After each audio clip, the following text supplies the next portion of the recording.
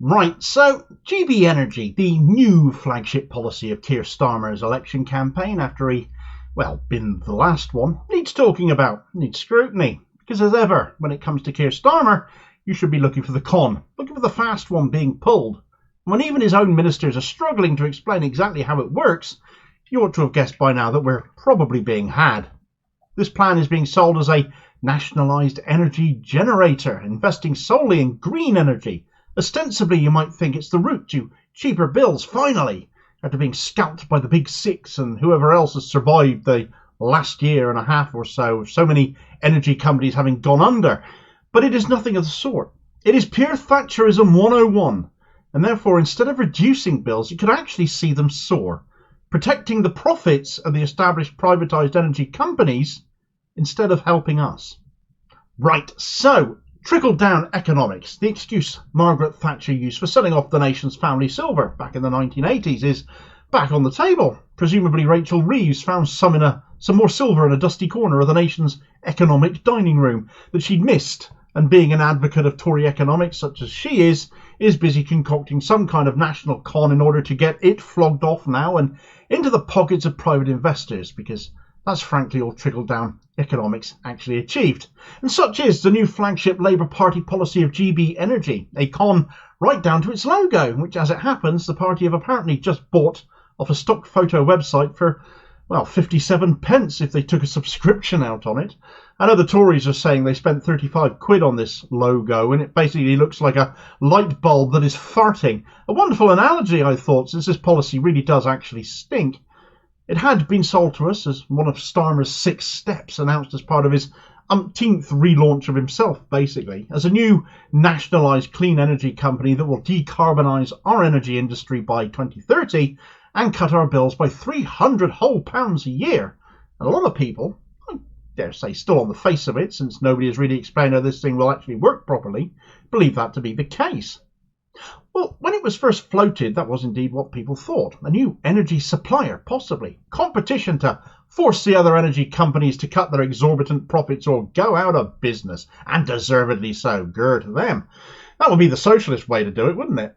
But then it was never meant to be a supplier, we then discovered. Just a generator and a distributor of green energy. Selling green energy more cheaply to the established privatised energy suppliers to then pass on those savings. Yeah, to we, the consumers. They absolutely won't pocket those savings as profits and dividends for their shareholders. Absolutely not at all. They'd never do that. They'd never seek to profit out of us unnecessarily and unfairly, would they? Yeah, but they already did that, though, didn't they? Trickle-down economics, and this is Labour's best offer to us this general election, apparently. Except this isn't even it either. It is literally even worse than that, it turns out. How about we let Keir Starmer explain what it is himself? I just clarify this funding that you would give, who would actually be in ownership then of that infrastructure that you're funding in order for GB Energy to actually generate its own energy? Would this be via local authorities? You talked about private sector involvement too, but I'm just trying to clarify the extent to which it would actually be generating its own electricity, and that would all be publicly owned. Well, no, it'd be an investment vehicle, so not an energy company. So it's an investment vehicle in the energy of the future. The money going into it would be public money, but used to trigger private investment along. So it's an investment vehicle, not an energy company at all then, investing in the energy of the future, using public money now to get it going, and then used to trigger private investment further on. Investment in what, though? What are they investing in here? These are his words. Well, it's not nationalised. It's attracting private investment. So it too will be a privatised entity. And it isn't even an energy company. It's an investment device in potential green energy. So any theoretical green technology that will be developed and will be producing energy maybe going forwards is going to be owned by privatised energy companies then, not us at all. So it's a big fat Starmer con then. If you smelt a rat around this policy before now, it's a big one, it's a whopper, and it's called Keir Starmer. Now his uncharacteristic honesty when talking about his policy just there presumably came out because he is such a poor public speaker and interviewee, he just couldn't bullshit his way out of this one, did send Labour HQ into a bit of a flap here.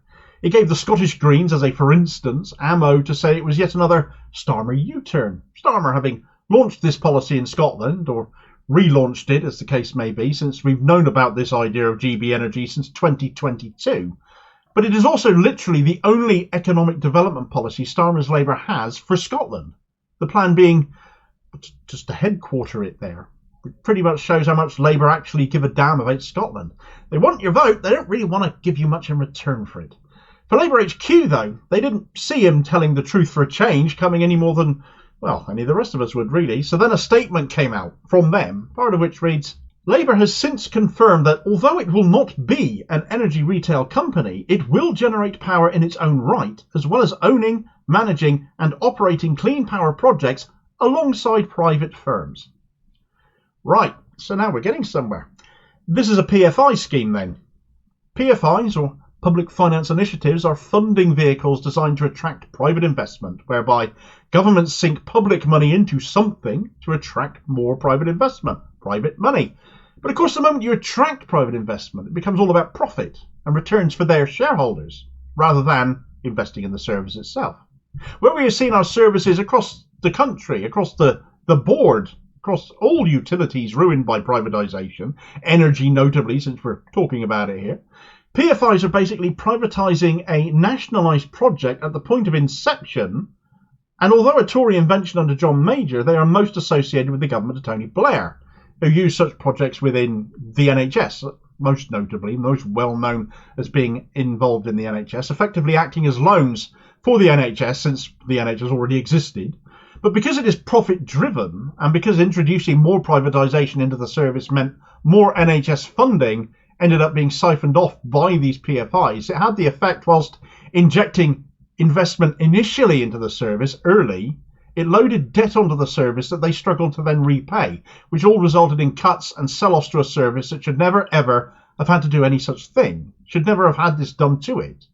It gave the government of the day the public face of succeeded in providing improved care at point of service, but behind the scenes, it had just effectively moved debt off the government books and loaded it onto the NHS itself. In the case of GB Energy, it'll be publicly owned on the face of it. Starmer & Co will own their farting light bulb logo, unless they're renting it. Even funnier to think about if that's the case. But everything happening behind the scenes will be privately owned. What restrictions will be placed on the energy companies to be permitted to be investors? Any? Well, Labour want to decarbonise by 2030, they say.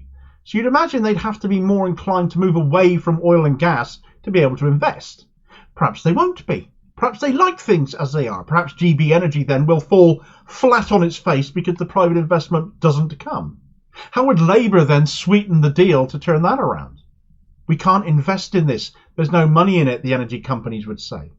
Green energy research and development, by being far cleaner, far more reliable, the wind will blow, the tides will ebb and flow, the earth will always be warmer the deeper you drill, and the sun will always shine.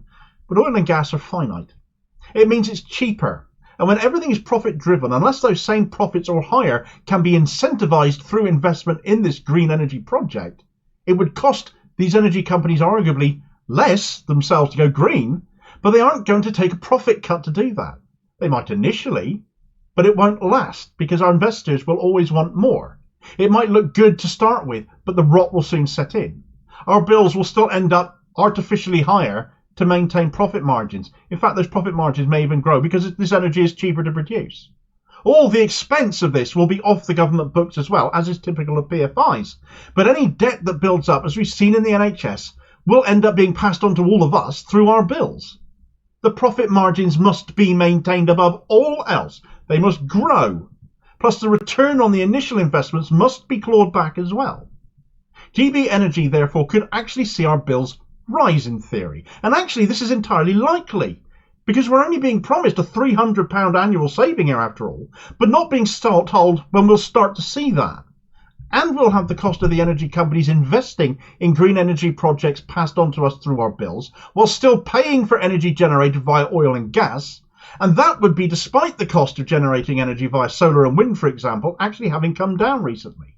And there's another big reason for why we could expect this plan of Labour's to fail utterly as well, and that is purely the nature of how the energy markets work. Initial costs to start up generating green energy will come down and gradually become more efficient as they settle in. That's assuming things get that far. The energy market in the UK is split up into generation, distribution and supply arms. And some energy companies do all three, others don't. Those that were just suppliers, for example, were more likely to be the ones who collapsed when energy prices soared, all blamed on Putin, of course, not rampant profiteering at all. It's rather strange that war in Ukraine is still going on, and yet our energy costs came down in the end somewhat, isn't it? But the generation arm of the energy market is highly competitive, and it is the very same companies being asked to invest in this GB Energy project that are already energy generators themselves. So ask yourself, why would they invest in something that will end up being a competitor of theirs, another one, in an already competitive energy generation market? What kind of a bung is Starmer going to have to offer them to overcome that, to get this farce of a plan off the ground? It would be so much easier to just do what this should have been, which is a fully nationalised green energy generator and supplier to us, to drive energy prices down and force things in the direction of green energy use and complete decarbonisation of the energy market in the UK.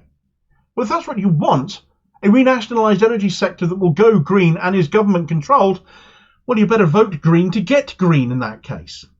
It is just one more lie, it seems, to add to Starmer's litany of them. The man just keeps giving ammunition to his rivals and now have both the media platform and the desire to expose his honesty. Complete hypocrisy aside, of course, than the Tories, who are rapidly making their election campaign all about actually being more honest than Keir Starmer.